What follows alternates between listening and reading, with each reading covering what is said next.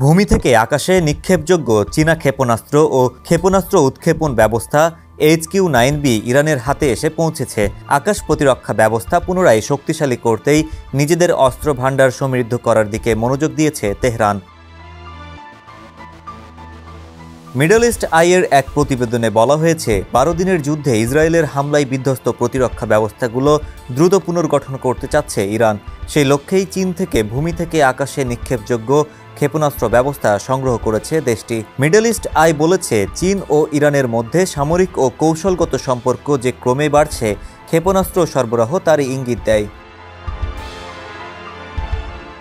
Al Jazeera জানায়, ইরানের president Masoud Pezeshkian বলেছেন, যুক্তরাষ্ট্রের সঙ্গে ইরানের বিরোধ আলোচনা ও সংলাপের মাধ্যমে সহজেই সমাধান করা সম্ভব। তবে যুক্তরাষ্ট্র ও ইসরায়েলি হামলার পর দুপক্ষের মধ্যে আস্থার বিষয়টি একটি বড় চ্যালেঞ্জ হয়ে উঠবে।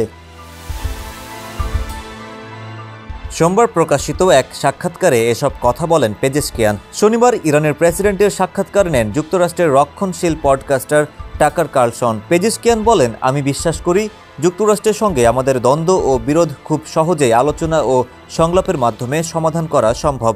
তিনি মার্কিন প্রেসিডেন্টের প্রতি আহ্বান জানান যেন তিনি ইসরায়েলি প্রধানমন্ত্রী বেনিয়ামিন নেতানিয়াহুর প্ররোচনায় ইরানের সঙ্গে যুদ্ধে জড়িয়ে না পড়েন। ডেস্ক রিপোর্ট, সমকাল।